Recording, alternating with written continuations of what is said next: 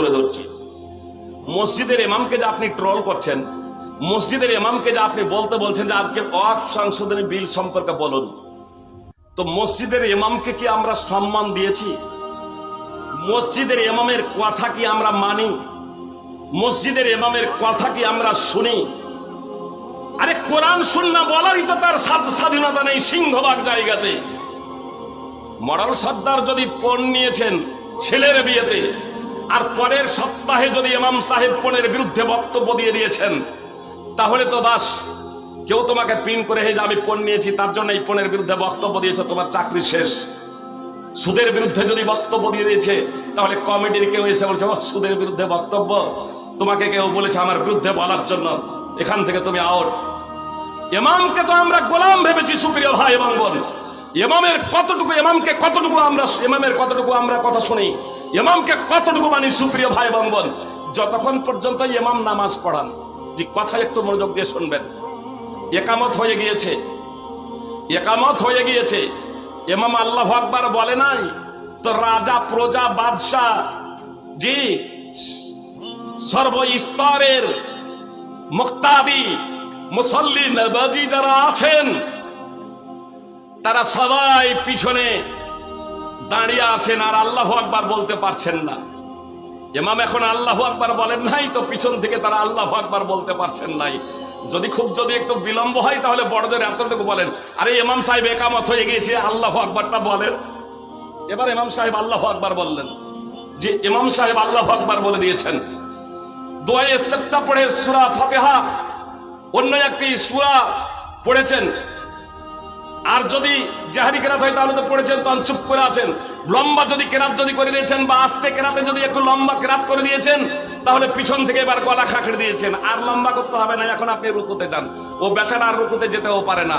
এবার আল্লাহু আকবার বলে যখন রুকুতে গিয়েছেন, একটু যদি ধৈর্য ধরে রুকু করছেন, তো এর রুকুর দোয়া পাঠ করা হয়ে গিয়েছে। জি, একটু রুকুর দোয়া পাঠ করে নেওয়ার পরে পিছন থেকে গলা খাঁকড়ি দিচ্ছে, ইশারা দিচ্ছে, কিন্তু এ ভদ্রলোক ইয়ে আর উঠতে পারে না, ইয়ে মডল আর সর্দার ইয়ে আর উঠতে পারে না ইমামের আগে। এবার যখন সামিআল্লাহু লিমান হামিদা বলে উঠে ইমাম সাহেব, তখন তারা উঠে এইভাবে আপনার সাজদায় গিয়ে যতক্ষণ না ইমাম সাজদা থেকে উঠে ততক্ষণ পর্যন্ত উঠতে পারে না। দুআয়ে মাসুরা পড়া হয়ে গেছে, ইমাম সাহেব লম্বা দুআয়ে মাসুরা ধরে নিয়েছেন, একের পর এক দোয়া পড়ে যাচ্ছেন, পিছন থেকে ইশারা আসছে, গলা খাঁকড়ে দিচ্ছেন, কিন্তু আর সালাম থেকে বের হয়ে আসতে পারছেন না। ইমাম সাহেব যখন আসসালামু আলাইকুম রাহমাতুল্লাহ, আসসালামু আলাইকুম রাহমাতুল্লাহ বলছেন, তখনই এবার মুক্তাদিরা আসসালামু আলাইকুম রাহমাতুল্লাহ, আসসালামু আলাইকুম রাহমাতুল্লাহ। এবার ইমাম সাহেবের ইক্তেদা থেকে তারা বের হয়ে আসছেন। যে ইমামকে কতটুকু মানেন মুক্তাদিরা, সমাজের মানুষ কতটুকু আপনার শ্রদ্ধা করেন, সম্মান দেন, আপনার তাকবীরে তাহরিমা থেকে নিয়ে সালাম না ফিরা পর্যন্ত বাকি সময়ে আমরা ইমামকে গোলাম ভাবি না? যে ইমামকে কোরআন এবং সুন্নাহ বলার স্বাধীনতা দিই না, সেই ইমামে ওয়াকফ সংশোধনী বিল নিয়ে কি বলবেন সুপ্রিয় ভাই এবং বোন? বললেই আপনারা কি মানবেন তার কথা সুপ্রিয় ভাই এবং বোন? আজকে আপনি বলছেন যে কিছু বলতে হবে, কিছু বলতে হবে সুপ্রিয় ভাই এবং বোন। কথা বেশি বলার সময় নেই, কথা একটু মনোযোগ দিয়ে শুনুন। আমি আপনাদের স্পষ্টভাবে বলতে চাই, আল্লাহ তাআলা, আল্লাহ রাসূল সাল্লাল্লাহু আলাইহি সাল্লাম স্পষ্টভাবে বলেছেন, ওয়ালাম ইয়ানকুদু আহদাল্লাহি ওয়া আহদা রাসূলিহি ইল্লা সাল্লাল্লাহু আলাইহি মাদুওয়া মিন গায়রিহিম ফাআখাযু বা'দা মা ফি আইদিহিম ওয়া মা লাম তাহকুম আইম্মাতুহুম বিকিতাবিল্লাহি ওয়া ইয়াতাখায়্যারু মিম্মা আনজালাল্লাহু ইল্লা জাআলাল্লাহু বাসাহুম বাইনাহুম। সুনানে ইবনে মাজাহ হাদিস নম্বর 4019।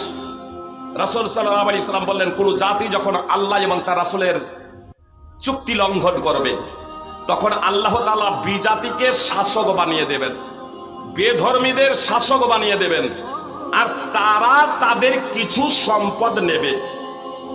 এনআরসির মাধ্যমে এর আগে আসামে নিয়েছে, আর সংশোধনী বিলের মাধ্যম দিয়ে আপনারা বলছেন যে কিছু নিতে চাই, সবকিছু এখনো আপনাদের আমাদের নেয়নি। কি বলছেন? মুহাম্মদ সাল্লাল্লাহু আলাইহি ওয়াসাল্লাম প্রায় 1400 বছর আগে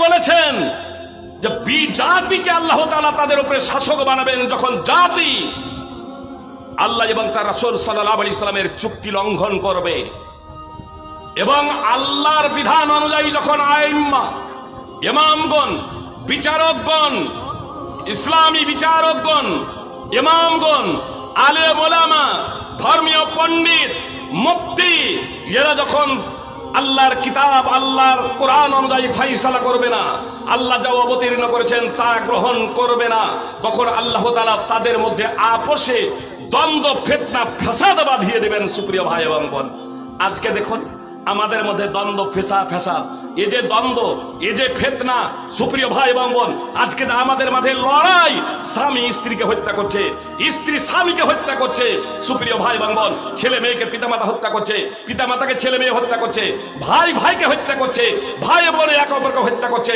আপনার পাড়া প্রতিবেশীদের ঝগড়া বিবাদ, শাশুড়ি বইয়ে ঝগড়া বিবাদ, শ্বশুর জামাই ঝগড়া বিবাদ, মাওলানাতে ঝগড়া বিবাদ, এ তো আপনারা অব্যাহত ধরাই দেখছেন। এটা হলো এজন্যই যে আজ আমাদের জীবনে দেখুন যে আমরা কোরআন এবং সুন্নাহ অনুযায়ী জীবন পরিচালনা করছি কি করছি না।